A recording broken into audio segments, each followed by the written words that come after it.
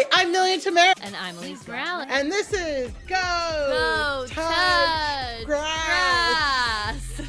The podcast where we log in so you can log off. Elise and I are two chronically ongoing comedians, and on this pod, we break down the week in internet discourse, viral memes, TikTok trends, and niche influencer drama so that you can do literally anything else. And if you like what you hear today and you want to hear more, we've got a Go Touch Grass Patreon with tons more content weekly, access to our Discord community, and our spin-off series Search History, where we go back and break down a viral discourse from the past.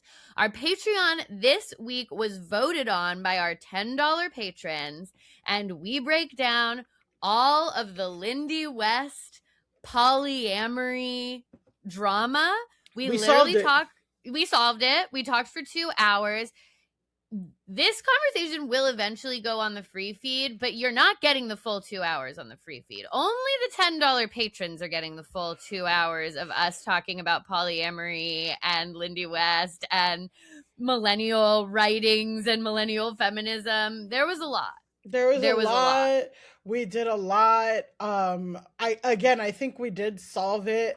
I think we figured it all out. We let it all on the line. We tied in our personal experiences. Oh yeah, our personal lives are discussed. Our personal lives are brought up. Our personal lives are discussed, and this is not a one article thing. We're talking about a month of infrastructure and reality show for people who went to a liberal arts institution. Absolutely. So you can get all of that on the Patreon right now if you sign up at the $10 level. Also, check us out on YouTube, where we have full video episodes up every week with extra moments you didn't get in the audio. I'm very loose with it. I'm adding in everything, and then a lot of times we'll have to cut things from the audio because it just doesn't make sense. Yeah. But on video, it all makes sense. So on video, it's popping. On video, you can see everyone's expressions. There's just something different. It's something 2 different mediums about video. And be sure to 2 different mediums. Be sure to check out our website, GoTouchGrassPodcast.com, for all things Grass Nation. We'll be posting merch soon, so check out that. Be on the lookout for that. We have to update the website, but we're gonna update the website, and when it's updated, there will be merch there. There will be merch. There will be blood, but today there will not be a guest. This just us. True. There will be merch. Wow. There will be blood. No guests. No guests. No guests today. No guests. So it's just us yapping. It's just us yapping about the topics, which I have to say, just a reminder again, we blur the lines between, again, this isn't a chat pod. It's not a chat pod. We're a drama channel. We're a drama channel. But ultimately, it's our opinions and it's our voices. You will hear from it, and you might not agree with everything, and that's okay. We don't always agree. We don't always agree. Sometimes we disagree, in fact. Yeah, you're firmly Team Blake. I'm kind of Team Bell. I'm immediately like, I would not categorize myself in that way. I just think that she kind of won the thing. Whatever. Anyway. Exactly. But just to remind you guys, sometimes, we're not, this ain't the New York Times. We're not trying to be objective. We bring in our, and we'll say it too. We'll say it. So I just want to say we're yapping about things. And this week, I will say sometimes it's like, fuck, what are we going to talk about? Very rarely. This week, there was a lot. Yeah. There's a lot, and I'm just going to say I had to make the editorial decision, the executive decision, that Drewski versus Erica Kirk needs its own Patreon. It needs its own Patreon thing. That cannot be, we're talking, the fallout. So I'm going top line, sentence. Top line.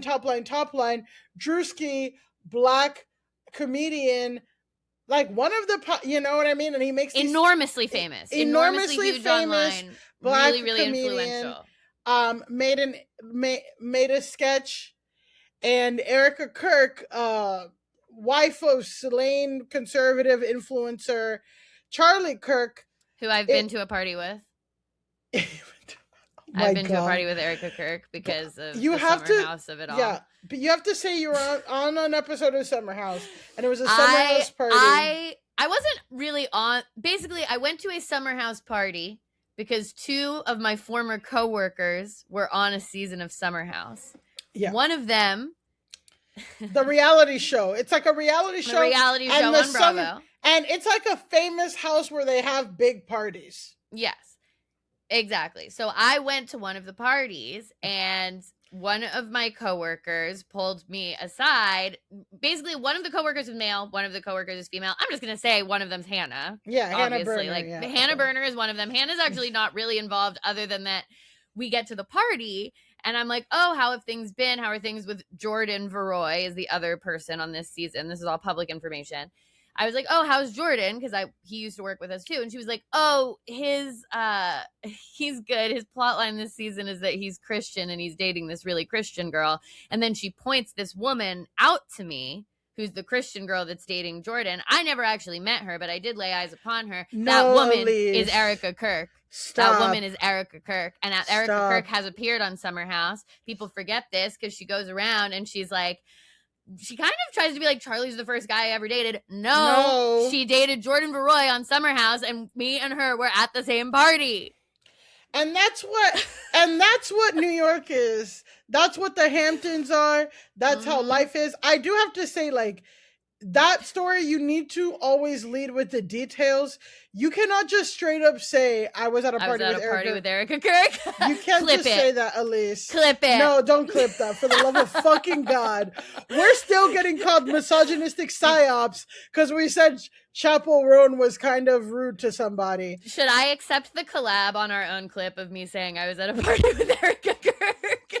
I'll tell you, bitch, I was at a party in the Hamptons with Erica Kirk. I'll tell you, bitch, I'm absolutely not. I'll absolutely not. And we'll get to that later. But I'm saying, okay, the Erica Kirk Drewski thing needs its own episode because, again, this has started parody law. A parody law has been invoked. Mm-hmm. We have fake AI lawsuits, statements, interviews, and Drewski has been outed for, quote, having a white granddaddy.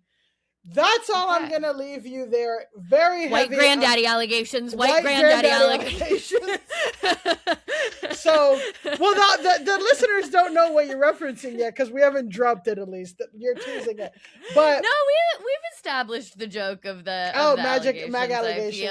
Okay. We've established it. Okay. White granddaddy. Granddaddy. He's got a white granddaddy. No, like out of the closet, white granddaddy. They found pictures of his thing. It gets crazy. So I called it. We're not covering it on the main feed, maybe later, but if you're wondering what's going on, there's that. Okay, software. And we're not ignoring it. And we're not saying that ignoring we need to give it the proper deference. We needed 2 hours to get through the Lindy thing. That can't be a segment. No. That can't be a segment. It has to be its own thing. Sometimes things go deeper. Sometimes things go deeper. Well, our software update. So let's just start off. Software update. Update is our segment of the show where we, willingly or unwillingly update you on previous topics. Kind of with or without your consent. And our software update is about our favorite, parentheses, not really, Looksmaxer, Clavicular, 20-year-old Braden Peters.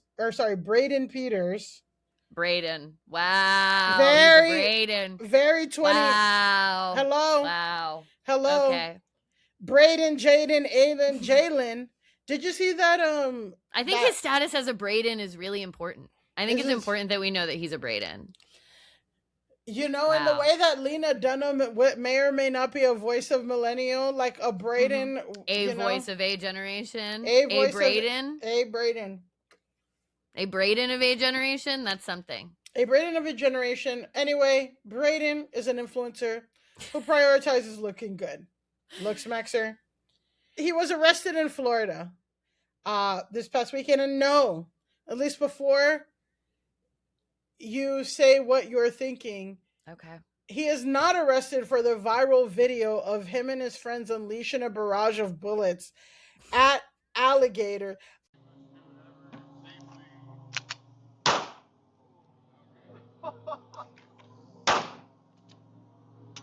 Yeah, I think that gator's. Just had to make sure.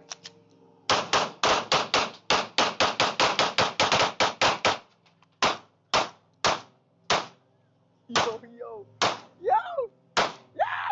Yeah, I think it's dead. Oh shit. I can't hear. Apparently, the alligator was. It's not clear if the alligator was or was not dead before. I think the alligator was dead, and then basically Clavicular unleashed a clip on it. That's not why he was arrested.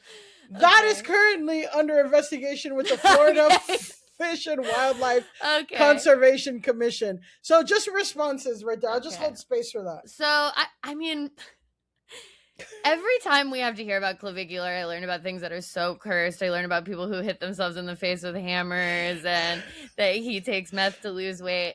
I guess if there's anywhere I would expect that you would be allowed to unload a clip into a maybe dead alligator, it would be Florida. I know, but not really. No, but you're not allowed. No, it's not gator actually laws. allowed. Gator laws are they don't play. They don't play with that. They do not play with. Well, yeah. I hope the situation comes to light and he's brought to justice. Well, again, he was arrested in Florida, not for that. Not for that. That's under investigation. We'll find out more about that. We'll find out more about that.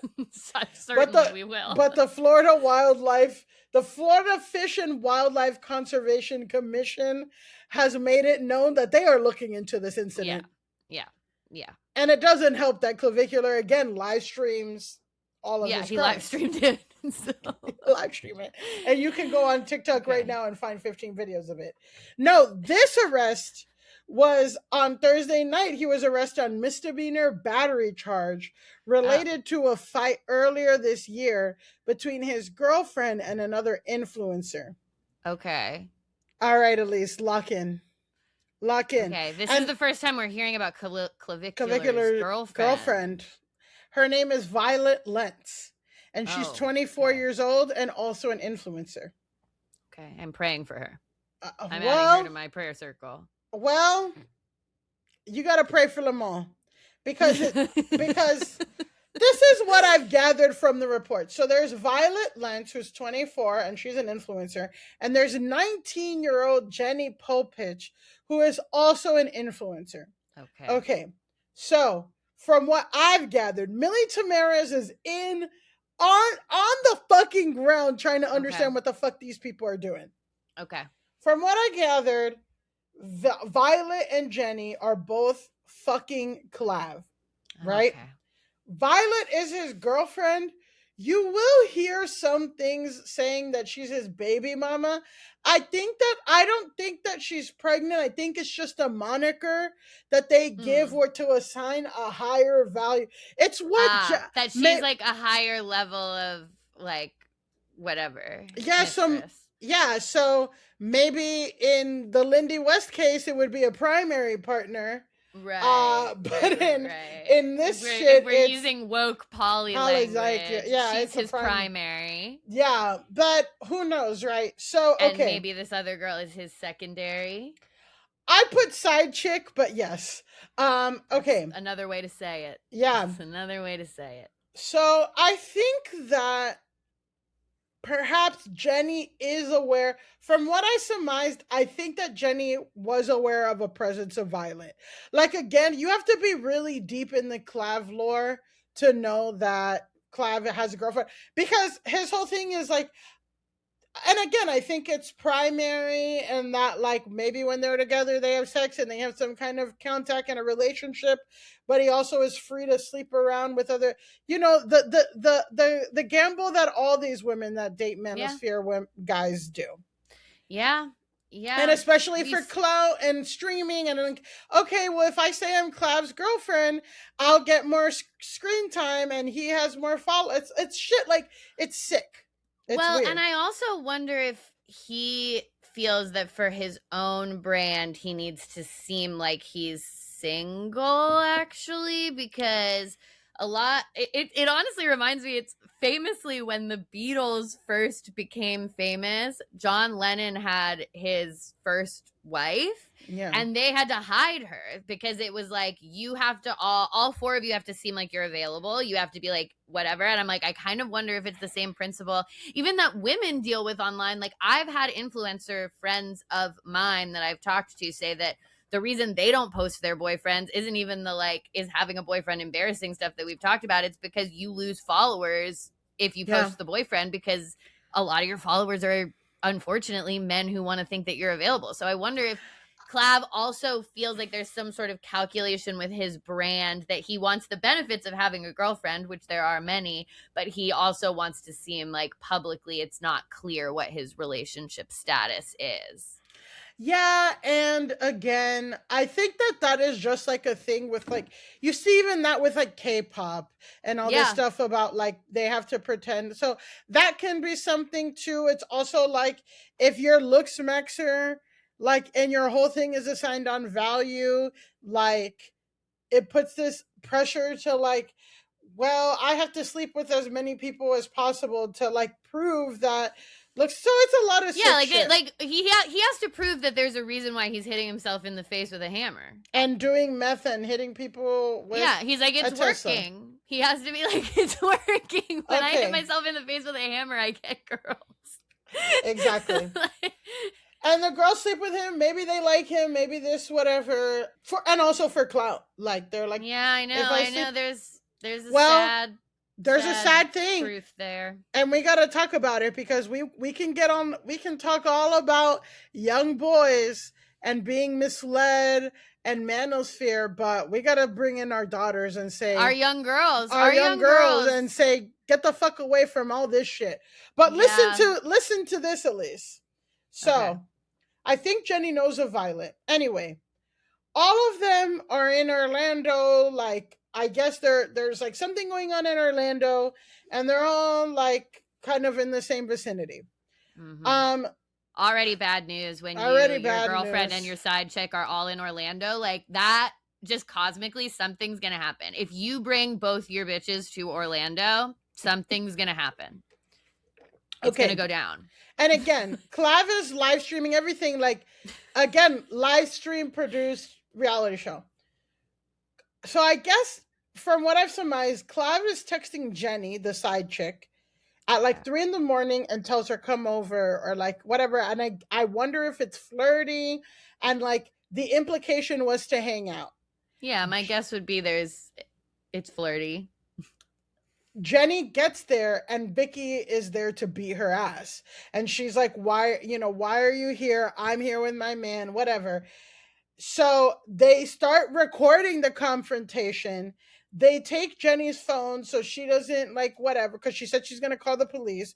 And basically they start fighting it, videotaping it. Clav is fighting. And it's like, not fighting, laughing. Okay, Clav I was like, in what way is Clav fighting? No, sorry.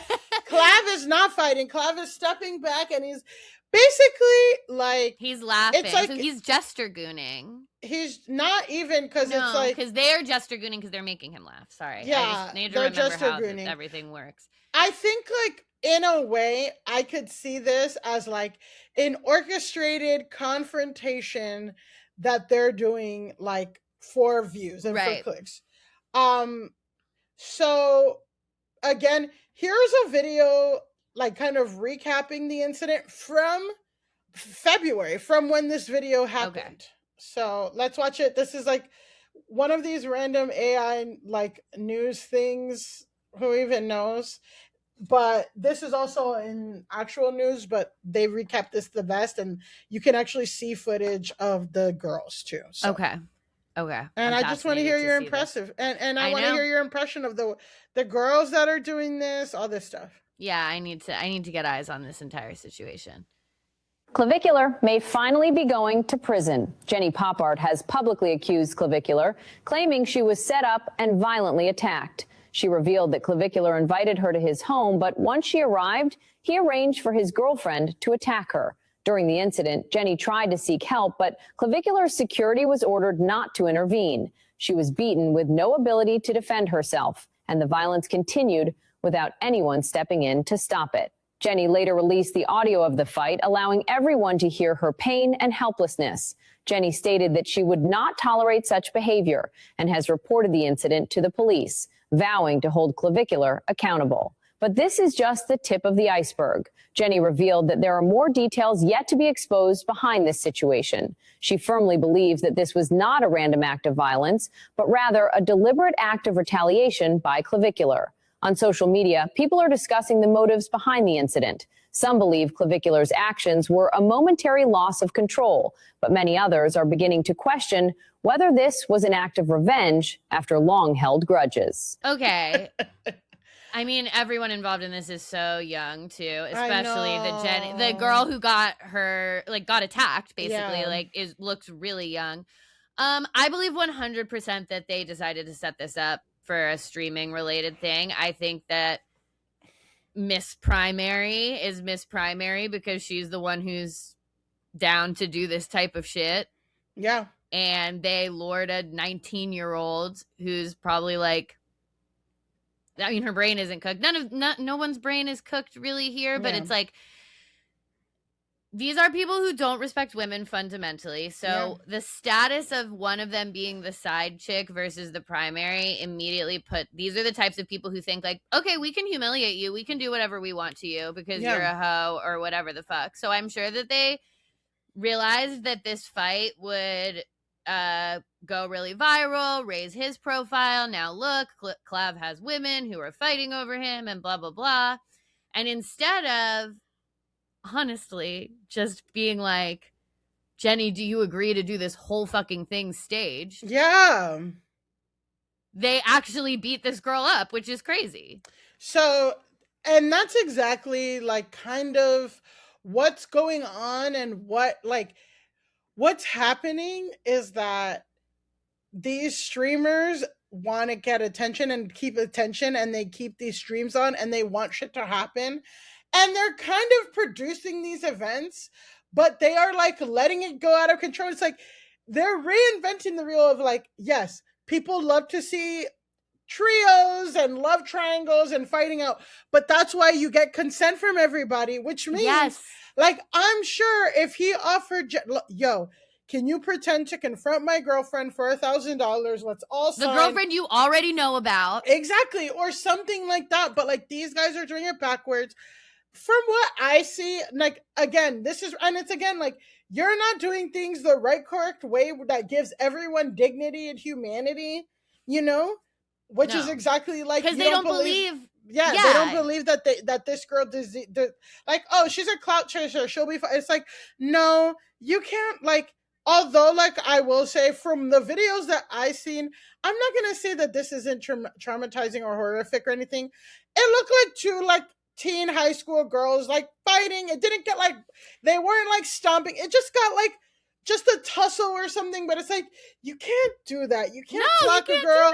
You can't do that at all. It's scary. And like, it's I also imagine, I imagine her showing up and realizing you're like part of a setup, and that part of that setup is to like do harm to you, even if it's ultimately minor harm. Yeah, it's exactly. like, well, what the fuck is gonna happen next? Like, these people will do anything. Like, for clicks. Oh my god, views. I've been lured to this house by my like lover to get beat up. That's scary. And it's just like, yeah, just fucking fake the whole thing then, dude. Yeah. Like, bring her in on it.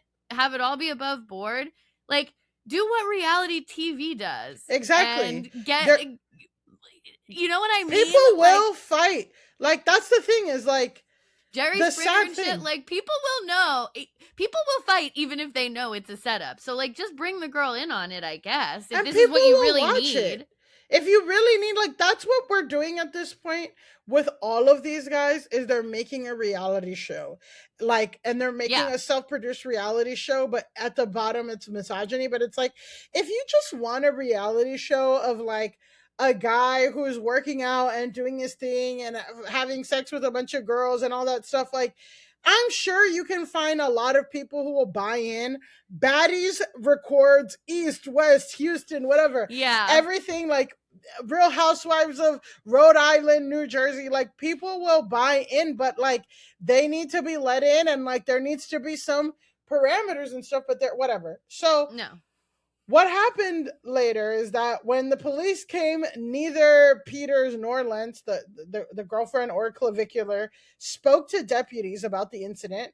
And basically, the detectives from Osceola Sheriff's Office completed their investigation. They had to review the videos and talk to the witness, like, because Clav wouldn't even talk to the police about it. And Lentz are so stupid. Like they think that they're so slick and they can do whatever. And it's like, hey, so you just posted a video of yourself shooting an alligator like 100 times. And also, like, there's a domestic dispute. All of it's on video. Like, do you want to talk to us? And they're like, no, we don't. Yeah. He's probably got pockets full of meth. Just like, you're a fucking fool. Yeah. So, again, the girlfriend was arrested on misdemeanor battery charge, and is booked into Broward County Jail alongside Peters. Put a pin in Broward County. We'll come back to that in this episode. We're gonna get back to a lot of these themes in this episode. Yes. The biggest tea, though, is that the internet clowned Clav because the mugshot said he's 5'11". And he's famously telling everyone he's 6'2". Yes! So got him! Got him, you stupid bitch. Everyone's roasting him. I will say this, though. When I was arrested as a kid in Florida, they listed me as white. So I have to say, like, I have to keep journalistic integrity. Do I trust the Florida Police Department to not humiliate, to not do something fucked up? Like, I don't know. That's a very iconic Millie lore drop for you to say. When I was arrested as a child in Florida, they listed me as white. And then for us to move forward into like the rest of the conversation we were having. Like, we can't even. Like, we can't. We have to do this Drewski episode. We have to get into Millie being arrested as a child in Florida. We cannot get into. We cannot get into it. We can't get into it. But it is important. You need to know. Like, what is it? Trauma-informed podcasting. Yeah, trauma-informed podcasting. You need to know that there's a lot behind this smile. Yeah. And, like, that's also something. So, one time when we did a roast of your 15-year-old self, you're like, who was the worst teen? And then, like, it took me years to, like, realize and reflect. I'm like, I think you were, like, all your shenanigans were like boy related. Absolutely. And like boyfriends and all this stuff. And like drama, general friend drama I had in high school. I was getting into just serious mischief. Like, I was just doing crazy shit. Like, I was angsty, and so it was very like forward facing. But that was the thing with me and my sister too, is that my sister got in more like legitimate trouble, but I was more of like a problem day to day because of my like attitude and constant angst. Like, yeah, so we could get into that, but I would like actually like Van Wilder, like like doing crazy shit like that. Like, just anyway. Okay. So there's that. So for discourse. The discourse today, you know, sometimes things happen and news, and again, like, this podcast is like kind of 24 hours. Like, we're ingesting the internet and kind of thinking up what we're going to talk about. As soon as we hit like end recording, shit's popping off, you know? Yeah. Sometimes we see stories and we get inspired to do something. I was inspired to make this piece of art yesterday. Shout out to the man on the spectrum on YouTube who made the tutorial about how to change your voice on GarageBand. Oh, neurodivergent men making YouTube GarageBand tutorials is the backbone of this podcast. Yes. We owe them so much. It's like mom TikTok investigators and neurodivergent guys who make GarageBand tutorials on YouTube. We owe you fucking everything. Yes, just everything. And also, I just will say this. this is kind of where I'm gonna go with this. I might make a bit about it. I'm pretty fucking serious. I'm like, if men want to be content creators, you have to learn a trade first. I don't want to just hear your thoughts. You need to show me how to unclog a toilet, cut some onions. Like, we need some practical things first. Yes. And then you can hit record. Yes. I don't need to hear what you think about fucking. Show me how to make a track fade out on GarageBand. And Show then me we how to can make talk a about track your fade out or whatever. Change the oil in my car. I'm just saying generally, right? Yes. Okay. Anyway, the whole point of everything is that Elise, this story this week got me to make this track. I'm going to play it for you right now. MAGA allegations, MAGA allegations, MAGA allegations, MAGA allegations, MAGA allegations, MAGA All right. allegations, MAGA Powerful. Yeah, Very powerful. That distress, that thing. And if you can't hear, basically it's me saying MAGA allegations. And that is what the discourse today is all about, MAGA allegations to a certain pop star. Yeah. Now, you know, many people have asked us to have a soundboard of different things, and it's really difficult to have a soundboard, but, you know, this is the first installment of a potential Go Touch Grass soundboard, is the MAGA allegations alert. We're going to do it. Listen. We're going to do everything. We're going to do it all. You guys just got to be patient. We're going to get merch on the website. We're doing our best, dog. We're doing our best. And now we have a custom sound that Millie made for MAGA allegations. For MAGA allegations, which is important, right? Important. So this week, TLC, like, how do I even start? A member of TLC has MAGA allegations, and if you don't know, and then here we fucking go and get on this ride. TLC, MAGA allegations. So if you don't know who TLC is an American girl group formed in 1990 from Atlanta, Georgia. And the group is made up of 3 members, Tion T-Balls Watkins, Lisa Left Eye Lopes, and Rosanda Chilli Thomas. Mm-hmm. The group enjoyed their success in the 1990s, even a little bit in the 2000s, and with 9 top 10 hits on the Billboard Hot 100, including 4 number 1 singles, Creep, Waterfalls, No Scrubs, and Unpretty. They sold... just... like, some of the great, like, the tip-top hits of all time. And R.I.P. Lisa Left Eye Lopes, exactly. Yeah. Who burned her boyfriend's house down, I think? Yeah, but, you know... We'll get into that at a different time. I'm not saying she did anything wrong. I'm saying she burned her boyfriend's house down. I'm not. She didn't burn the boyfriend's house down. I think it was like she wanted to set his shoes on fire, and then it got crazy. I don't know. But he was Who among us? Like we said, who among us? It's not to pass judgment. Not to pass judgment. Anyway, they sold over 60 million records worldwide. They're one of the 5 best American girl groups of all times. Huge, huge, huge, huge, huge. So, the MAGA allegations start on March 12th.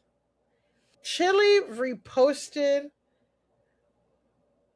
I don't even know how to, like... Oh no.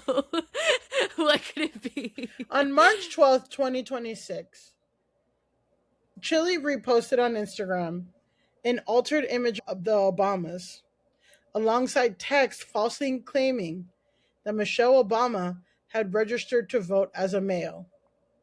So she is, again, like, so let me show you the screenshots because this is crazy. Wow. This is Chilli's Instagram. You can see her reposts. Oh wow! So it's a repost. Yeah, it's a repost. So you can see other people's content and just hit repost on your thing, and she reposted this. And so can you read this? Yeah. Okay. So it's from, first of all, it's attributed to an organization called Red Pill Press. Yep. So let's talk about that first and foremost. It lists itself as double check fact checked, which is extremely I know. funny. What the fuck does that mean? And it says Michelle Obama registered to vote as a man in 1994, according to Illinois State Board of Elections. And then it has an altered photo that is like a famous photo of Barack and Michelle when they were younger, but it's heavily altered to make Michelle look like a man. like her jaw is made crazy and all this stuff. And then there's a fake image of this supposed registration. I mean, this is a classic fucked up Republican old person post. Yeah. It's again not a new accusation. This is a conspiracy theory targeting Michelle Obama, and it's been fueled by misinformation, manipulated photos, and out of context quotes, often carrying transphobic, sexist, and racially charged undertones aimed It's at racist. It's racist. It's them trying to be like they're trying to say that the first black first lady is actually a man. It's racist. And again, it's been debunked. There's no credible evidence supporting them. Michelle Obama addressed the rumors herself in her best-selling memoir, Becoming, that came out like last year. And, whatever. So Chilli fucking reposted it. And then everyone's posting it on Demois, Fumois, like Lipstick Alley. Everyone's talking about, and it starts going on Reddit. And people are like, what the fuck? This is really weird. What's going on? Then, on March 28th, Midas Touch Network releases this post that got 2 million views on Twitter that said, Midas Touch Network is like pro-democracy news outlet. It's kind of like, I don't want to say like left-wing, but it's like more left than like MSNBC. Okay. Yeah, I was like, I feel like I've seen the name Midas Touch, whatever, but that a name like that, it could be fucking anything. No, it's these guys that want to do like basically a democratic and a left-wing content farm, but not content farm. But it's like they just like their goal is to produce as much like left and not even left, like just the democratic, whatever. So. On March 28th, they posted this post that says, TLC's Chilli, known for her vocals on Waterfalls and No Scrubs, has been exposed for donating to MAGA Republicans to fund Trump's campaign in 2024. She recently posted a MAGA conspiracy theory on Instagram that claims Michelle Obama was formerly a man. And then the article, so they posted that on Twitter with an exclusive article where it's like, basically, because of this repost, they start looking into Chilli's shit, and they find records that show that during the 2024 election cycle, she donated money to Trump's political action committees, the National Republican Senatorial Committee, which seeks to keep the GOP in control of Congress, and she donated to Senator Ted Cruz. And you even got Ted Cruz in there? Yeah. So what they found was like what Midas Touch found is contributions amounting to just under $900. I think it's like if it's over $1,000, it has to be reported or something. I don't know. But 800 were going to Trump, 63 go to the NRSC, and $7 goes to Ted Cruz. Wow. Fucks. I wonder what prompted her to donate $7 to Ted Cruz. Well, Elise, she says that she didn't donate to them. Oh. She says she so she's getting flamed. Yeah. She's getting flamed, and she says she has a lot to say, but basically, well, we'll see. Listen, how about this? How about you see what her counterclaims are, and you tell me what you think. So first, I'm going to have you read this is the text post that she posted along with a video that went to TMZ. But this is the text post, and Elise, read the text post. Okay, this is interesting because there is a level of graphic design to this. Yes. It's like a purple back like this. I was expecting it to be like an Instagram story that's screenshotted, and it's not. This is like a graphic that was made. Yeah. This is in all caps. I want to be clear. I am not MAGA and do not support any of the many policies that are causing great harm to the American people. I made a mistake too many make. I did not read the fine print. I thought I was supporting causes against human trafficking, and for veterans, two things I deeply care about, as my dad is a veteran and everyone knows I love children. I have learned... Chapel, listen up. Chapel, I know. This Chapel? is the second pop star who wants to Get say, out of bed. I love children. Get out of bed, Chapel. Get out of bed, Chapel. Make a graphic. Okay, there's more to this. I have learned a valuable lesson and ask for grace as I navigate this. Love, Chilli. And like, it's like a little signature and then a heart emoji. Okay. Yeah. Okay. I made a mistake too many weeks. I didn't read the fine print. Is hard to swallow because the headline of the thing she reposted is the bad part. And so it's hard. You're already having trouble with that. You're already having trouble with the assertion that it was... It's hard to call the headline the fine print. So you're having trouble. Okay. Okay. Well, again, she asserts this is a 2 minute and 40. So she makes this 2 minute and 40-second video that gets released, and she explains more. So okay, because what I will say, what I could potentially understand is the idea that a nonprofit with some kind of human trafficking related name or veteran related name is actually a feeder to donating to Donald Trump or Ted Cruz or any of these organizations. That I could potentially understand. But the repost about Michelle Obama, like that, unless you're trying to tell me you accidentally reposted it and you have no idea how it got there, like the entire point of that post is a transphobic, racist attack against Michelle Obama. Yeah. So it's hard. Yeah, fine print. It doesn't really apply to that scenario. Well, let's see what she says, Elise, because maybe she can, explain and provide nuance to something that we don't know. And I'm open to that, too. And I'm open to that. Hey guys, I wanted to come on here to address a few things that's circulating on the internet that's very concerning to me. Let me say this first. I have the utmost respect and admiration for Michelle Obama, and I would never say or do anything that is disrespectful to her or to any woman. I would never do that.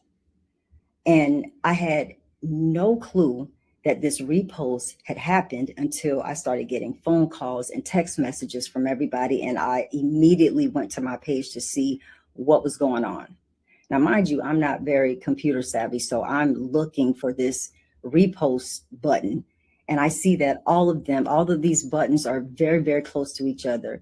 And clearly I was scrolling and my thumb hit the repost button. Okay. Again, I had no clue that something like this happened until I got all the calls.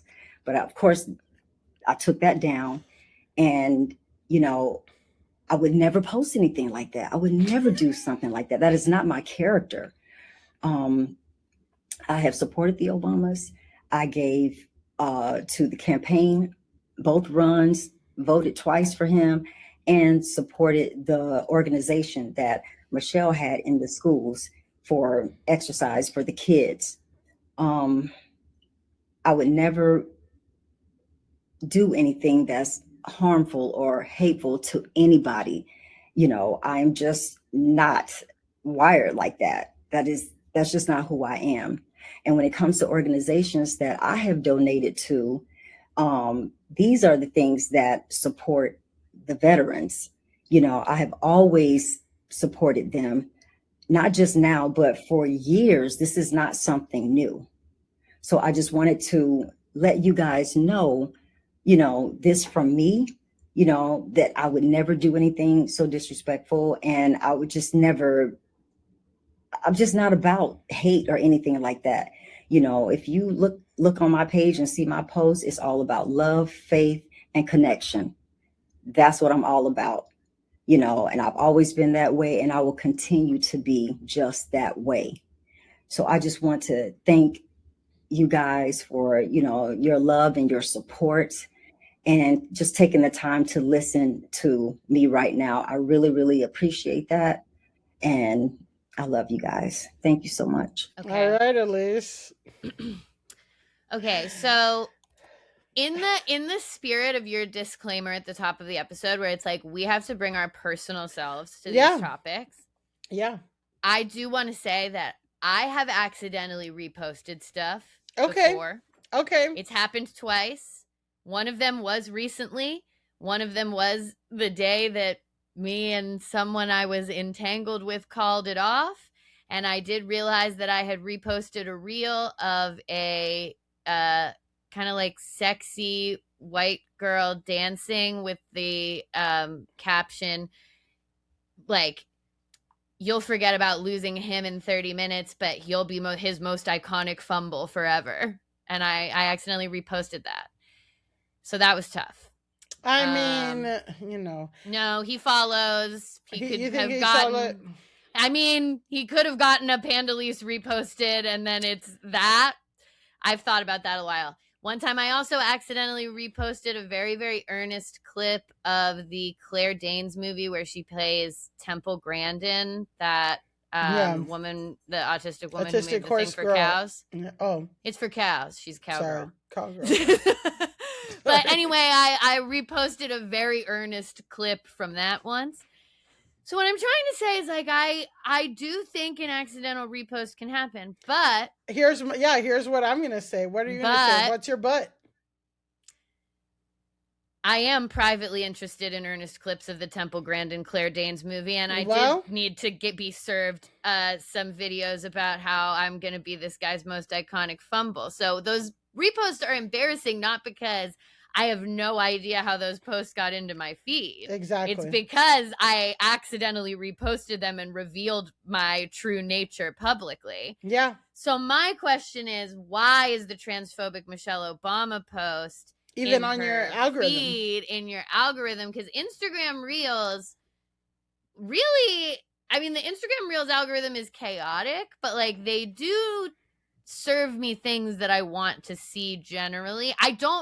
I've never personally gotten, as someone who doesn't engage with conservative media in any way, shape, or form, served a random conservative reel if that's not something that I'm like interacting with in any way, shape, or form. I get served random liberal, democratic political stuff because I do engage with that. So that's my one question.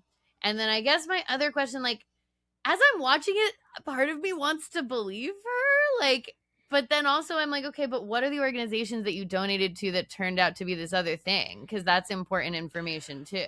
Well, here's what, yes. So exactly, like Instagram, TikTok has the best algorithm because they figured you out. Like they figured all your niches out and then they will serve you different things. Instagram is pretty straightforward on like because I'll get food stuff, curly hair stuff, clothing stuff. That's how I'm getting all the time. And they're like, don't like, you know, associate where like TikTok knows that I will sit through a custody hearing on Zoom.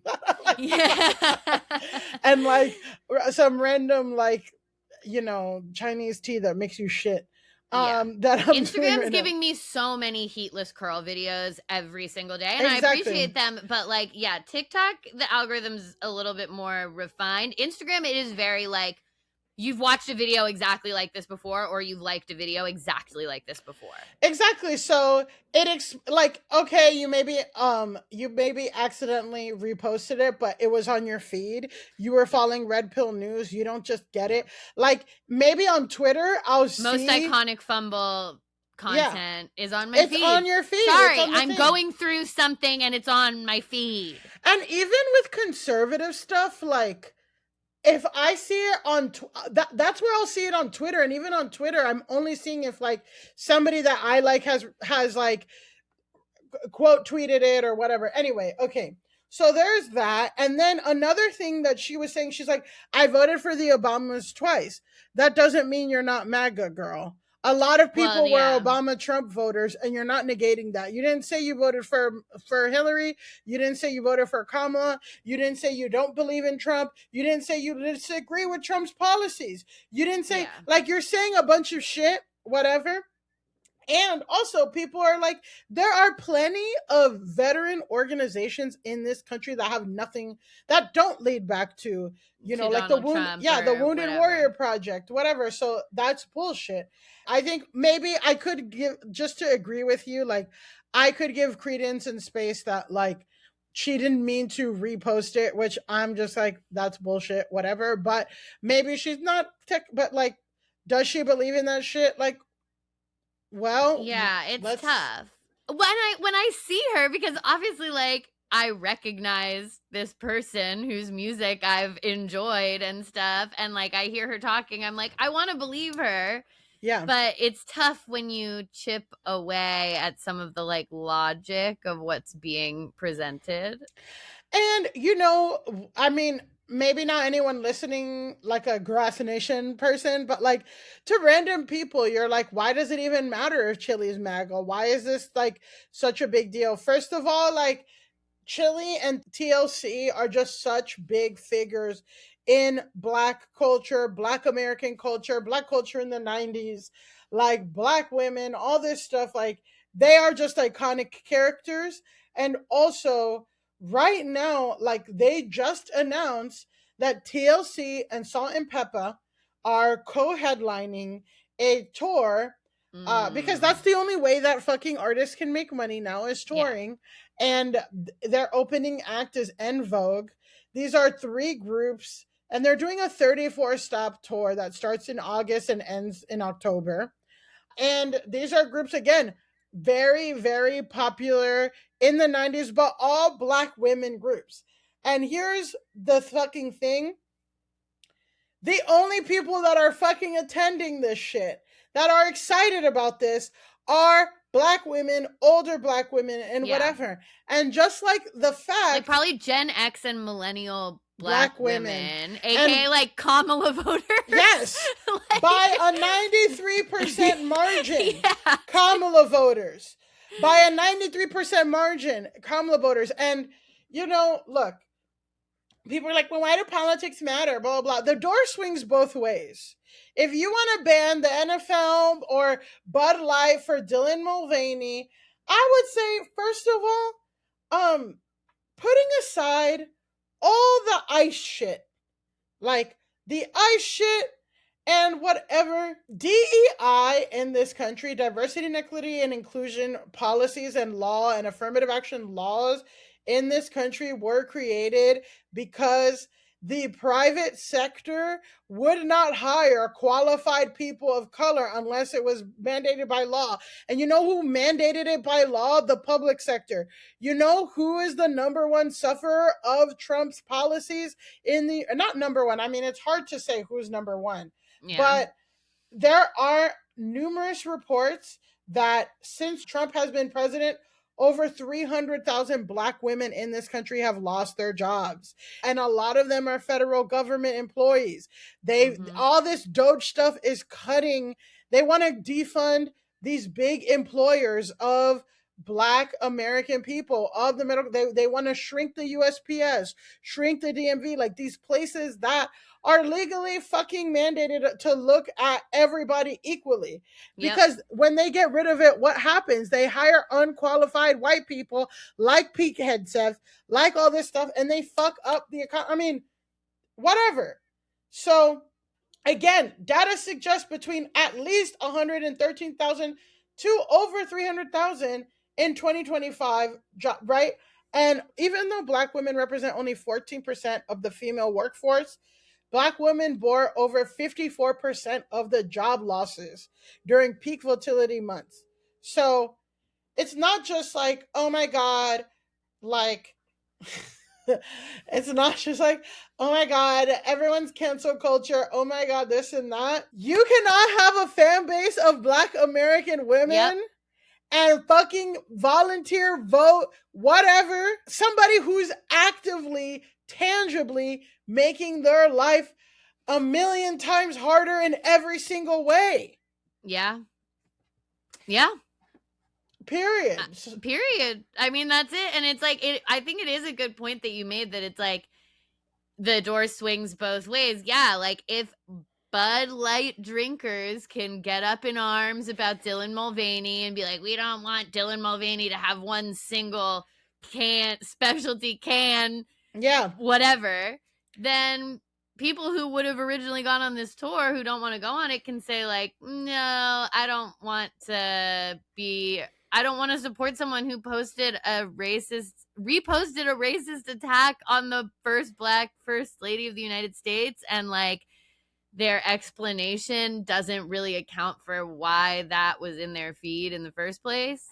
So exactly. And so that's why people are pissed. It's because the people that her active fan base and the people she wants to sell tour tickets to, and again, co-headline, that is something like co-headline is like, that's like an inside joke with these reunion pop tours, because they can't, it's the ego of both the groups of like, one is bigger than the other, so they're co-headlining it. So it's like, okay, try to convince Black women from Mobile, Alabama, from all over the South to come and fucking see your MAGA ass and all this. They're not going to. So then she posts these things, and then people start looking for receipts, and people found her donation shit, and people are like, it's not veterans, it's fucking something else. So I want you to read out some of the recipients of her donations. Okay. And this came out on Twitter. 17 donations, by the way. Win Red? Yes, it's Win Red. Like Win Red. Oh. Yes. Yeah. I was like, who the fuck is Win Red? Okay. The Trump National Committee. Okay. Yeah. Never Surrender Inc. That sounds like a Trump thing. Yeah. Trump National Committee again. Trump National Committee again. Never Surrender Inc. again. Win Red again. Yeah, I mean, this isn't a mistake. Yeah, okay. So now, Elise, in the spirit of keeping reading, I want you to read, because this is the shit that people are looking at after these fucking TMZ videos. People start looking at her follow list. Let's look at the follow list, which includes Byron Donalds, who's like some Black, like a Black conservative politician guy. Bryson Creates, also probably whatever. David Harris Jr. Do you know that meme of the Black guy that has on the plane that says like, who are you voting for?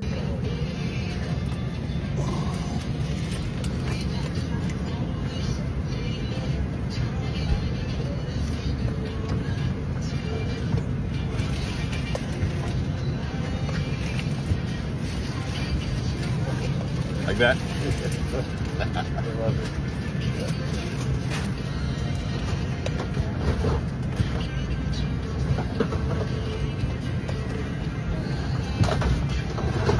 All day. Joe Biden or the felon, and he like bubbles in the felon. Like there's this video of a Black guy on a plane wearing a pro-Trump shirt and like waiting for everyone to walk by, and he's like, yeah, what? Like, yeah. That's who she's following. And I see here at the bottom, of course, Joy Villa, who is that? Who is that, Elise?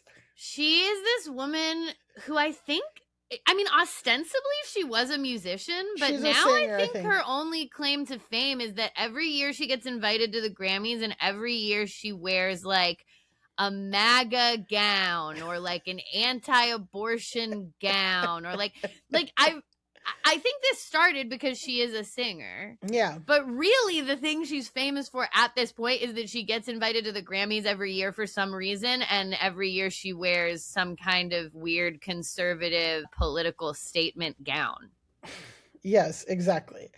So cool. Yeah, there's that. And let's look at her Twitter following now. Tomi Lahren, Newsmax, Donald Trump Jr., Terrence K. Williams. Yeah, so like, yeah, we're getting a picture's being painted. A picture is being painted. So just to round this out, she gets fucking roasted on Twitter. Again, this shit is like, people are seeing tangible, whether or not people can see, the Democratic Party in the United States suffers because people don't see tangible day-to-day like benefits of having Democratic leadership in power, right? That's what they say. We see we see the effects of Republicans in power in this country, especially if you're a Black woman. So people are pissed. Black Twitter's roasting her. One of TLC's biggest albums was this album called Crazy Sexy Cool. Mm-hmm. And they had a song called The Red Light Special. People are making memes. I'll show you my one meme. Elise, can you read this meme and tell me what you think? Okay, this is from Charles J. Moore, and it's like a quote tweet. And it's a picture, it's like an image of Chilli when she's younger. And it says conservative, sad, kooky. Yeah, so it's a remake of the Crazy Sexy Cool album cover, but instead of Crazy Sexy Cool, it's conservative, sad, kooky. Sad, kooky. And then this person has retweeted it and said, Red Hat Special. So there you go. Yeah, the memes write themselves. It's a memes write themselves moment. The memes write themselves. So... yeah, I mean, any final thoughts on that before we have one more little curse content? It's always the followers that get you, because the followers was the first canary in the coal mine that J.K. Rowling was a TERF. I remember the first time I ever heard that term and like be used by her was people online were like, J.K. Rowling follows all these TERF accounts. And I was like, what? That's weird. And that was before she had ever said shit. Because my ears to the ground. Yeah. So that was like the first inkling. So you got to look at the followers. The followers will tell you a lot. The followers will tell you a lot. You can try to deny it, but like, fuck you. And like, good luck. Like, that's how everyone says that the only power is the dollar. And people vote with their dollar. And you're not going to. And the thing is that, like, look at how you want to be conservative. That's fine. Look at how conservatives and, people treat Shabuzi in the country industry, like, look at how they're treated. So it's like, it's a really tough place to be a Black artist that's conservative because, people don't, people on the left don't want to support you and people on the right are racist. So God bless. It's not an easy thing. And that's probably why she's backtracking. One last thing about the Chilli thing. Mm-hmm. And this is what I think, and this is my theory. Chilli famously is dating Matthew Lawrence. One of the Lawrence brothers. One of the Lawrence brothers, Matthew. Yeah, Lawrence. The hot one. Okay. She's dating the hot one. Oh, I remember Matthew. She's dating the hot Lawrence brother. But Joey Lawrence is a huge conservative. He was in that anti-abortion John Voight movie. Right. And the anti-abortion John Voight movie. Of course. So, methinks. And so, that was also something that I was thinking was like, he kind of has a MAGA allegations, Joey Lawrence. I don't know about Matthew, but Joey has pretty strong MAGA allegations. But, so when I saw that Matt was getting with Chilli, I was like, how is this going to work? Because he's the brother is kind of a Trumper and, not known to be like the most tolerant. And I'm like, wow, maybe it's infiltrated, maybe being around and again, I don't want to remove her agency because she is also clearly an idiot and whatever, but also idiot allegations. Idiot confirmed. $7 to Ted Cruz. Idiot confirmed. But that's my theory. I'm like, I think like there's some things where I'm like, everyone's being too cancel culture, this and that. I'm like, no, there are legs to this. There's too much evidence. And also the Joey Lawrence, Matt Lawrence of it all. There's something there. There's something there. There's a pathway there. There's a pathway I agree there. with you. I agree with you. Now we can end the segment. Okay. For our next segment, great. I think it's like curse content, but also it's scam likely, I think. Wow. Remember that segment? Yes. Scam we haven't likely. done a scam likely in a while. And again, this is our segment of the show where we talk about scams. And I think, Elise, in end of March, we got our contender for the 2026 Glasgow Willy Wonka experience. Oh, I love when we get a Glasgow Willy Wonka experience, a Bridgerton Ball Detroit. Bridgerton Ball Detroit, the Baltimore Book Convention. Right, yes. There's so many bad events. And Amazing. Guess what? And this time we're talking about the Fort Lauderdale Barbie Dream Fest. Oh boy. At the Broward County Convention Center, baby. Yes! The Broward County Convention Center hosted Fort Lauderdale Barbie Dream Fest, Elise. Now, I think it's important for this. Like, we already kind of know the patterns of this, right? Because we've categorized it as it's a scam likely. So what we're going to do is I'm going to show you an advertisement before the event. Right, of course. And I'm going to do a trigger warning that this is a child influencer and who's clearly reading something, and you do feel bad for her. Okay. And then I'm going to show you a post from somebody at the event. Okay. I'm going to show you the thing and also how much they were charging for this. Okay, of course. That's also always very important. Yeah.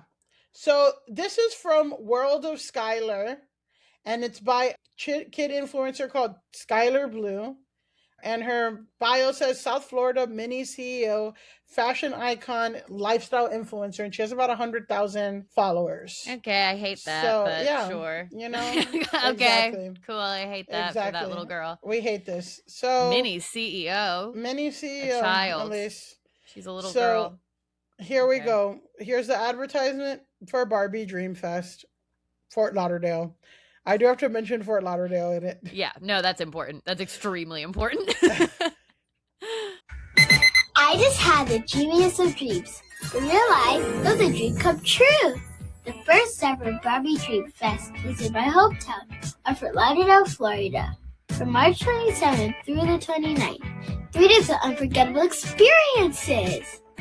And there's going to be some special guests, including Serena Williams and Angel Reese, an interactive Barbie dream house, a roller rink, and a glam bar, and so much more. Get your tickets now at BarbieDreamFest.com. See you there. All right. I'm gonna put aside. We're just putting a blanket. I hate that little girl is making this and that she's a mini CEO, whatever. I hate all of that. And kid influencers are kid influencer, whatever. Serena Williams and Angel Reese. Yeah. Like, this is a star. What? These are big stars. Yeah. So, exactly. So it seems like it's kind of giving like Museum of Ice Cream, like live exhibits and also talks.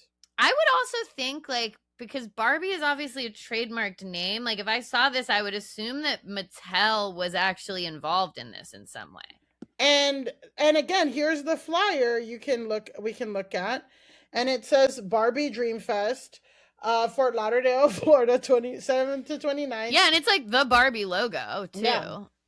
The ultimate Barbie fan event, unforgettable experiences, interactive dream house, Impala roller rink, Dynacraft bike force, Totally Hair glam bar, photo ops, doll exhibitors, exclusive merch, Beyond the Stars exhibit, limited possibilities, inspiring panels, Dream Flow yoga, Ultimate Barbie's fashion show, hands-on crafts, and the Michaels Party Zone. Yeah, branded Michaels Party Zone. It has the Michaels logo on it. Okay. And this is the pricing we're getting. Okay, let me see. Price list.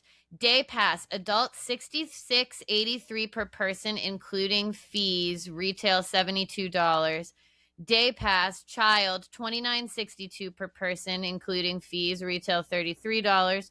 General pass, adult $143.15 per person. General pass, child $75.41 per person.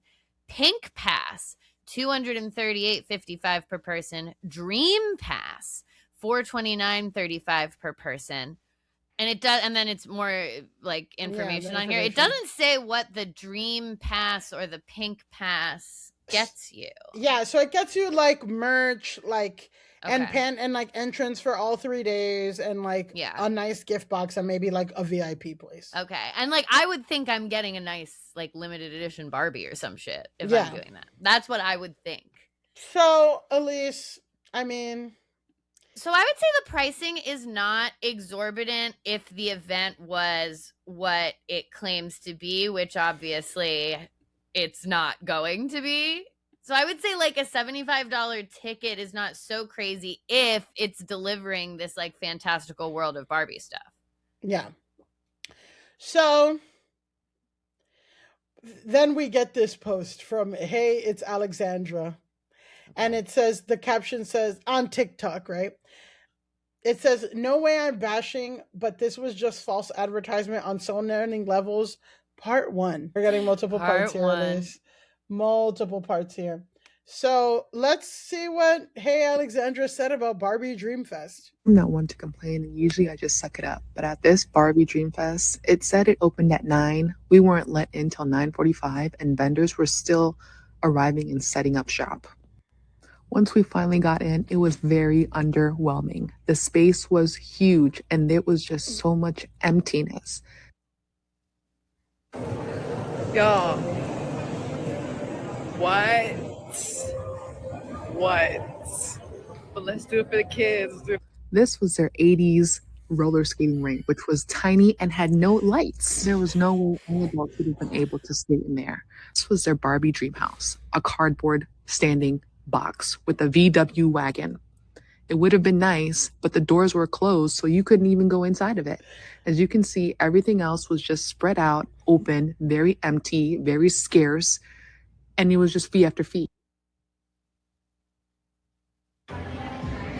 Y'all, we came to this because it was so hyped online. It was, a bunch of vendors. They made it seem like there was so much to do. This is a huge space, okay, at the Broward Convention Center. It is empty. Empty, okay?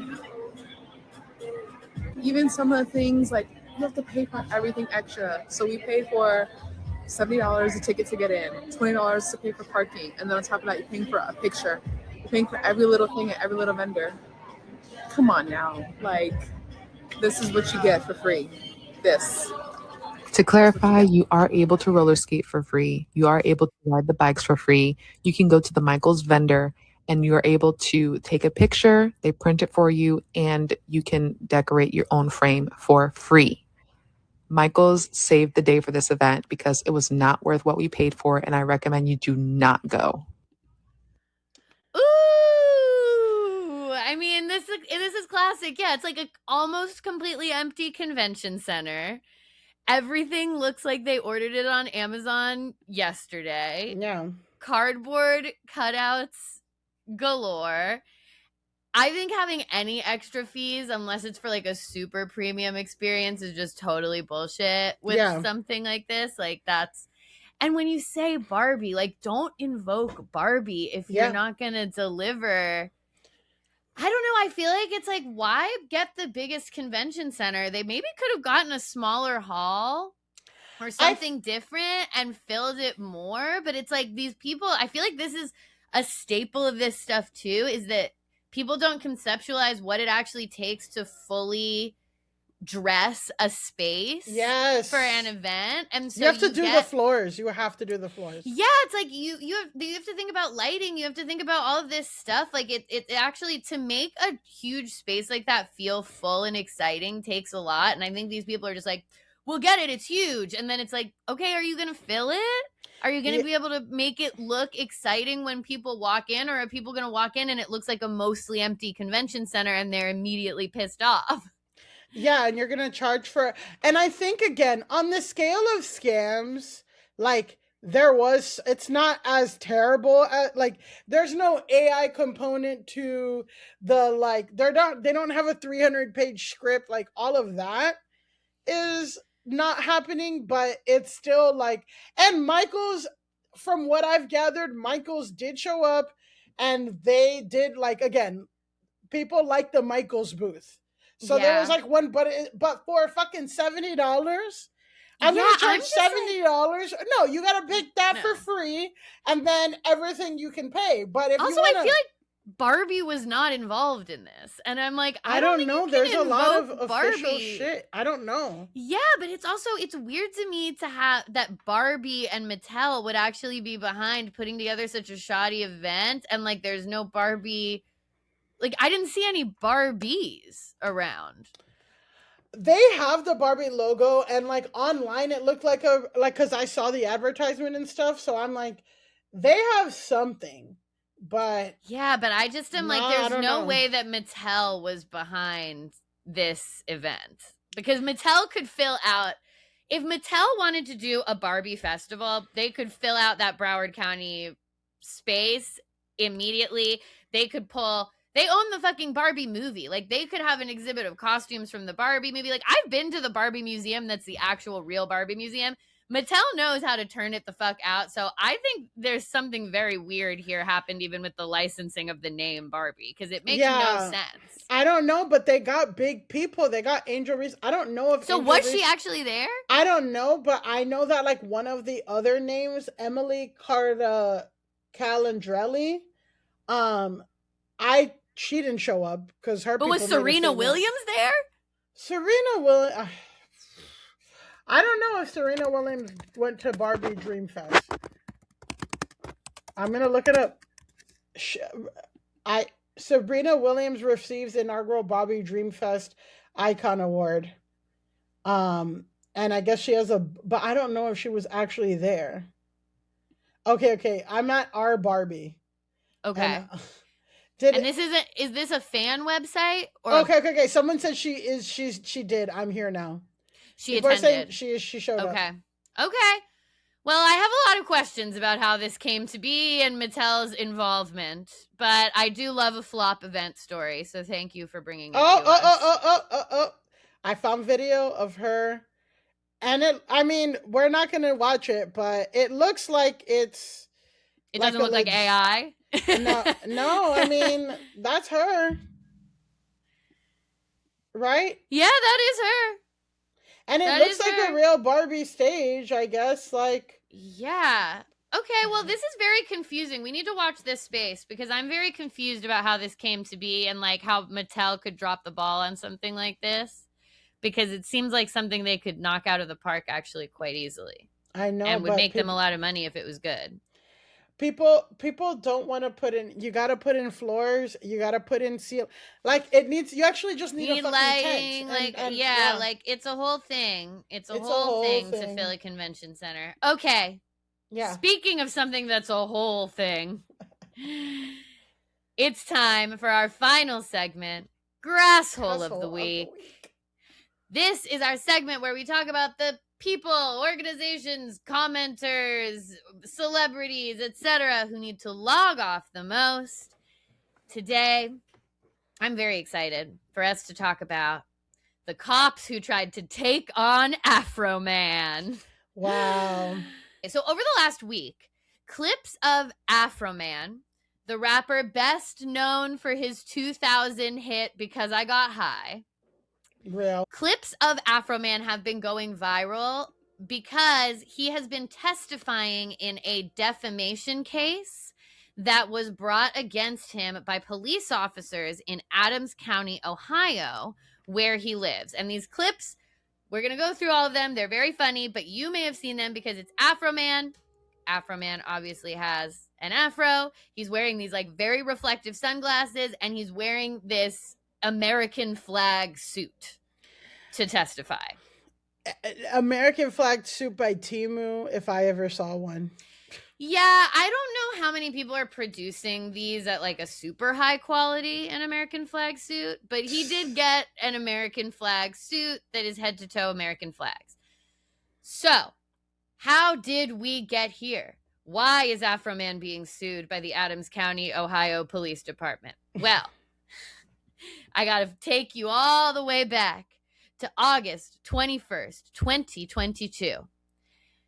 This was the day that Adams County deputies raided Afroman's home while investigating him on drug and kidnapping charges. I'll say right now, none of those charges went anywhere. Like nothing was found that would connect Afroman to any of these serious things. So the search turned up no evidence, but, and you can see this on security footage that Afroman has from inside his own home, because Afroman has cameras all over his home. They basically like busted down his door, fucked up his house, did this huge crazy raid where they like tore down a bunch of things and just made a huge mess. According to him, they damaged his property, mishandled cash during the search, and then he claims that they stole $400 from him. Yeah, they did. Yeah, but there's also like this outside review where they come back and they're like, no, the money was miscounted. So like technically that was looked into, and they say that like whatever, but you know, yeah. Yeah, $400 like they $400 went missing, and they say no one can say if they took it or not, stole it or not. But yeah, so but Afroman feels strongly that they stole it. We'll say that. Yeah. So this happens. Afroman's obviously pissed. He tries to get them to pay for the damages. The police department won't pay for the damages. So he starts using the security footage that we just talked about that he has from all around his home of the day of the raid to release songs and music videos where he goes after the Adams County Police Department for how they handled the raid and a variety of other personal issues. So all of this gets compiled eventually into an album called Lemon Pound Cake. And the most famous sort of track and music video from this entire saga is also called Lemon Pound Cake. We're going to listen to like a little bit of it right now, but for the listeners, the reason that this is called Lemon Pound Cake is because in the video that you see here, basically one of the officers who has like busted down Afroman's door, you see him stare longingly at a piece of lemon pound cake that is on Afroman's counter. Like you can tell he's kind of thinking about like, am I going to eat a piece of this pound cake as well as, you know, busting up this entire house for no reason on trumped up charges of bizarre origin. Yeah. So with that, Millie, we are going to watch a clip of Lemon Pound Cake. Let's do it. We have to. And it's actually going to be delightful. It's actually going to be delightful. The Adams County Sheriff kicked down my door. Then I heard the glass break. They found no kidnapping victims, just some lemon pound cake. Mama's lemon pound cake. It tastes so nice. It made the sheriff wanna put down his gun and cut him a slice. Of what? Okay, I mean, that's pretty much what you need to see and hear from that. The classic Afroman style. Millie, your reaction to the music video? I mean, yeah, he made a diss track. He, you know, and I think like Afroman said at the time that like, you know, they came in, they fucked up his house, they didn't say sorry, they pulled a gun on his kids, like he made it into content. I will say, you see Afroman now, he dyed his fro and he dyed his beard. Afroman is leaning in. He actually is making no qualms. Like he talks about it in the trial that he's like, this has raised my profile enormously. Yeah. Like I'm getting a ton of followers from this. So Afroman, I mean, he'll say it later, but he's being a sport. Yeah.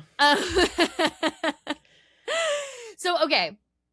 Basically, Afroman puts out all these music videos and all of these songs. I'm going to read the track list for Lemon Pound Cake on Spotify, but this track list actually doesn't include all of the songs, and kind of the most dicey of the songs are not on the official Lemon Pound Cake album. They shouldn't for be. The Some most of them part. are like E.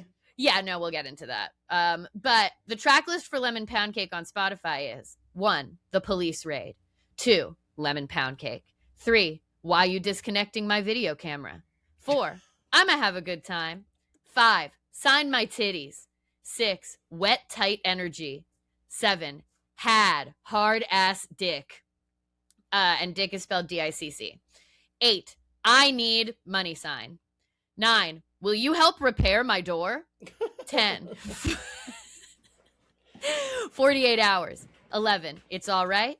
12, holding on. 13, it never works. And 14, some days when your life is hard. Now, this little addendum is from NPR. Afroman also posted memes and sold merchandise satirizing the incident and the people involved. Common themes range from poking fun at the deputies' appearances, comparing them to Family Guy's Peter Griffin and Quasimodo from The Hunchback of Notre Dame. Not Quasimodo. To more serious allegations of extramarital affairs and pedophilia among department members. And one song called Lick 'em Low Lisa, I will say, I didn't like that one. It's Afroman goes a little too far on Lick 'em Low Lisa. He basically writes this song where he claims that Deputy Sheriff Lisa Phillips is a trans lesbian who performs oral sex on the wives of his fellow officers. Okay. We've crossed a bit of a line. We can't support you on that one. You're on your own with that one. We were with you until this, but whatever. The track list was powerful. Sorry. The track list was powerful. The cops are the ultimate grassholes, but I'm not going to say there's no grassholery from Afroman. We're a fair institution. We're fair, and I'm going to say I don't think it was right for him to put out that song where he said that lady eats out all of her co-workers' wives. I don't think that's right. And the music video with an actress that looks like that lady. Yeah, so that's the other thing either. Is he uses video footage from the stuff. So he's got footage of her. He's got an actress who looks like her. We went a little too far with Lick 'em Low Lisa. That's what I'm going to say. But in general, this is what happens. Afroman takes the footage. The police department has decided they won't pay for the damages, which, they do bust down his door. They do have weapons in the video. They do mess a bunch of stuff up. They broke a gate. Yeah, they, broke a bunch of stuff. And for no reason, because he's guilty of nothing. So he did all of this. 1, he said because he wanted to tell his story. And 2, because he needed money to repair the damages to his fucking house that they did, because the police department won't repair the damages.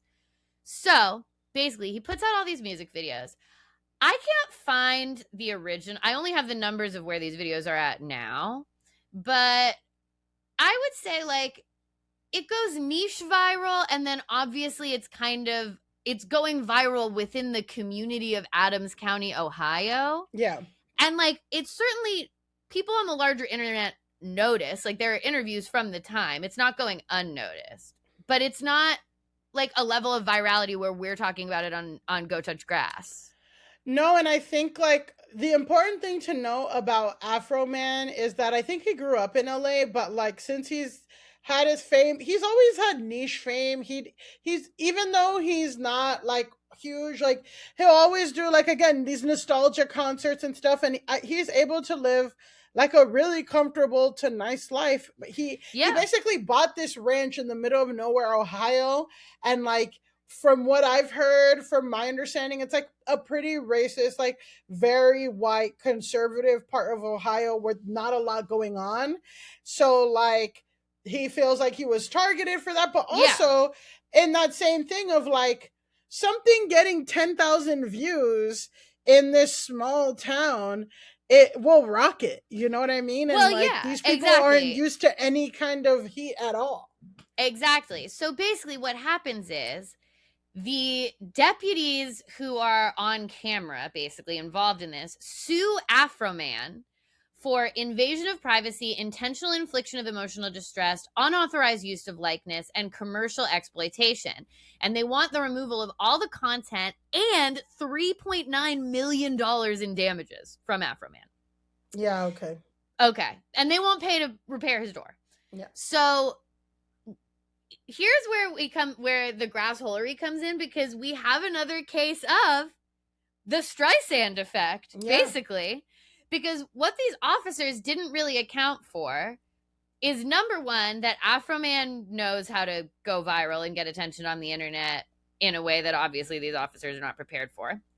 But number two, what they've actually started with this case is a very interesting First Amendment case that actually has the potential to like establish some important things, because this footage Afroman used that they're trying to challenge and say like invasion of privacy, all this stuff.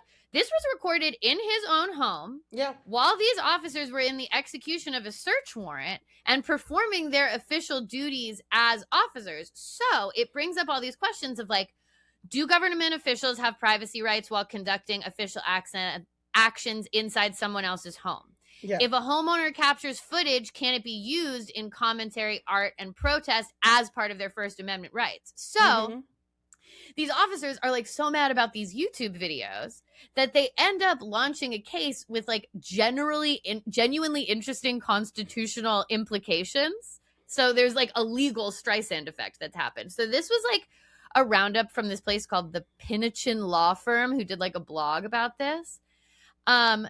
The Afroman lawsuit sits at the intersection of 1, Fourth Amendment rights, protection against unreasonable searches and seizures. 2, First Amendment protections, freedom of speech and artistic expression. 3, right of publicity, whether someone's likeness can be used in commercial works without consent. 4, qualified immunity and government authority, the protection afforded to law enforcement officers while performing official duties. It's not just about a music video. It's about constitutional boundaries, and courts take those boundaries pretty seriously. Why this matters beyond celebrity headlines? It's easy to dismiss cases like this as entertainment news. That would be a mistake, because the underlying issue is simple. When government actors enter your home, they carry immense power. That power is supposed to be balanced by constitutional safeguards. When citizens believe those safeguards were ignored, civil rights litigation becomes the mechanism for accountability. And when government officials believe their rights were violated in return, civil court becomes the arena for that fight. The courtroom, not social media, is where the lines are drawn.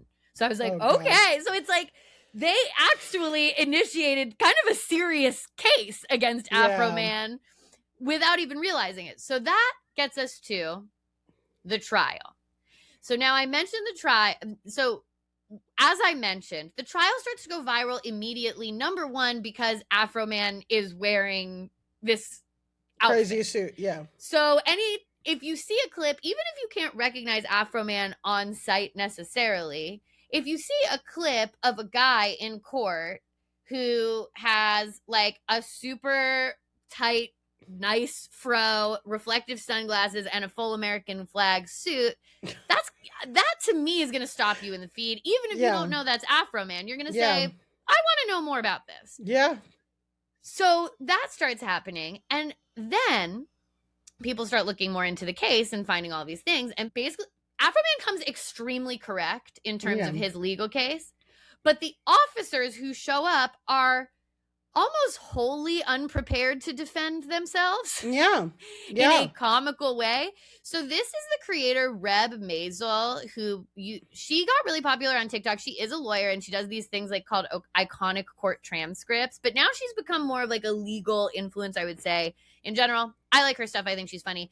This is her talking about just like one particular moment of the Afroman trial. And I think it sums up a lot of like why this shit went viral in the way that it did. This is my impression of the attorney representing the police officers who are suing Afroman right before they testify at trial. Hey guys, so just a reminder before you get on the stand, okay, and testify under oath, one of the claims that we're bringing against Afroman, aka Joseph Foreman, is defamation, okay, right, defamatory claim. One of the essential elements of that, stay with me, whoa, we're getting distracted here, look at me up, okay, don't get distracted, okay, I promise you'll be able to go to the shooting range after this, okay, right. So one of the essential elements of a claim of defamation is that the statement you are alleging is defamatory must be untrue. It must be a false statement. It is our burden, yes, yours, ours and yours, mine and yours, everything's mine and yours, to prove that. We have to prove that it's false. We have to prove that it's false, okay? Has to be false. Yes, thank you. I knew you were gonna ask that. The words false statement and defamatory statement, two different things. Two different things. Okay, defamatory means tending to damage your reputation, et cetera, et cetera. False means it's untrue. So when you get on the stand, we gotta make sure to emphasize that this is untrue. You're claiming that is the defamation statement is that he said he had sex with your wife. Yes. And that's painted you in a false light. It's caused tremendous pain in my life. I'll get to that. We have to go through false light first. So does it paint you in a false light? Yes, that my wife is cheating on me with Mr. Foreman. But we all know that's not true, correct? I don't know.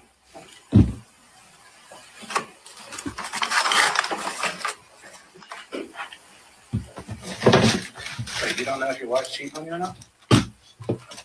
You want to go there? No, I just want to ask a question. I've been with that woman since middle school. I know. I would hope she wouldn't. But you know what?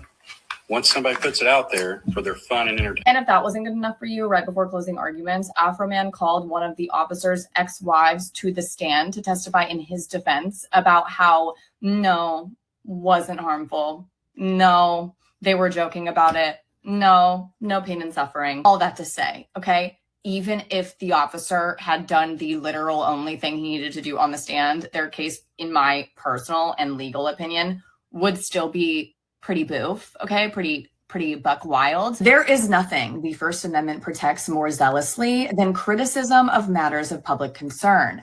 When you are a public servant, when you are acting in your official capacity as a police officer, that is a matter of public concern. You open yourself up to criticism, including parody, including criticism that you don't like, including criticism that make jokes about yourself and your appearance and your status and your stature. As a public figure, you are not shielded from defamation the same way that a private figure would be. Okay, so that's insane. So again, number one, this has so many elements that make it primed for going viral. One, Afroman in general, his demeanor, his look, him wearing the suit. The fact that there are funny songs associated with it. And then we have something else the internet loves, which is incompetent local police officers, yeah. Like, that is catnip to the internet as well. And, like, funny trial clips. The internet loves a funny trial clip. So we've got this clip where the guy says he doesn't know if Afroman's sleeping with his wife.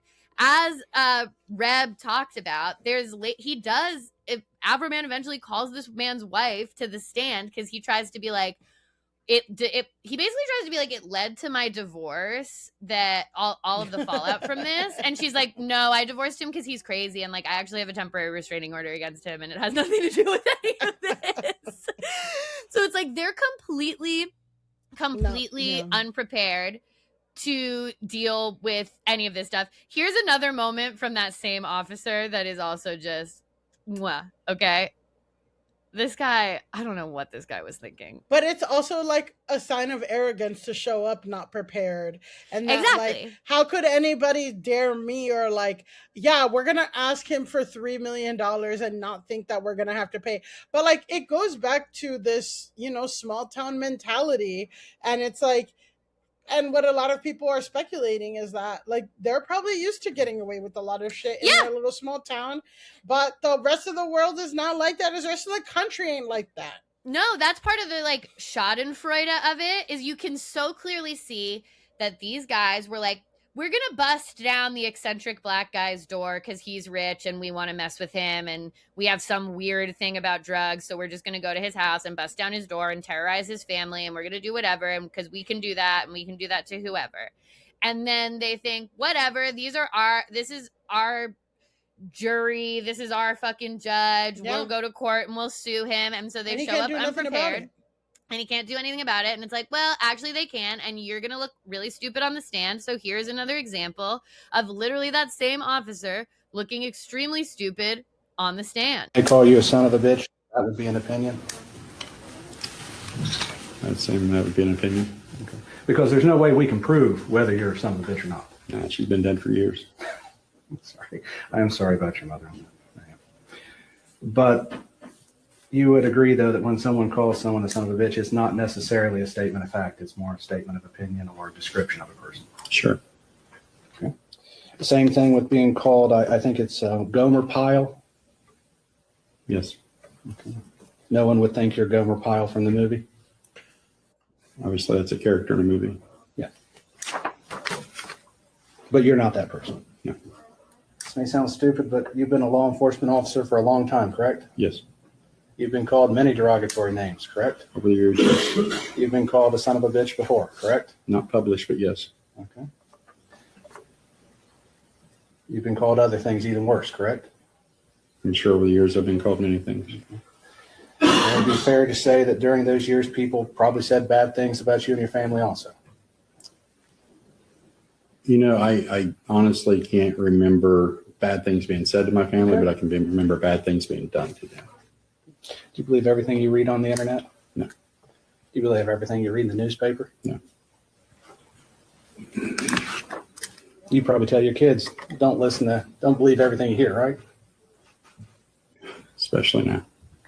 And when they So again, like just totally unprepared to testify in his own behalf. Can't like as the other creator said, like the point is to try to prove that this stuff is not true and harmed you. Yeah. And he ends up just backing himself into a corner. Meanwhile, this is how Afroman is representing himself. All of this is their fault. If they hadn't have wrongly raided my house, there would be no lawsuit. I would not know their names. They wouldn't be on my body. They wouldn't be on my home surveillance system.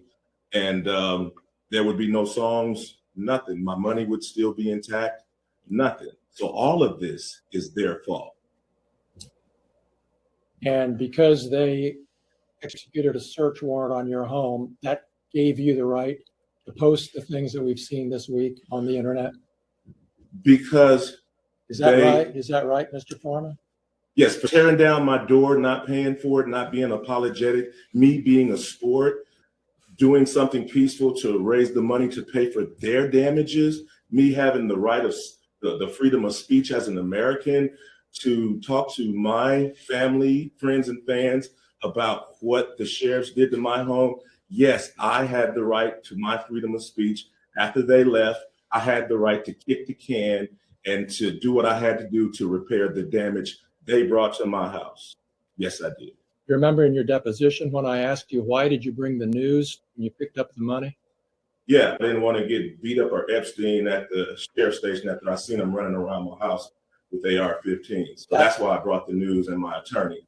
Okay, so there we go. Again, so Afroman is like totally on message in terms of how he's defending himself. And he's like, it's my First Amendment right to do this. They came into my house. They're on my security system because they busted my door down.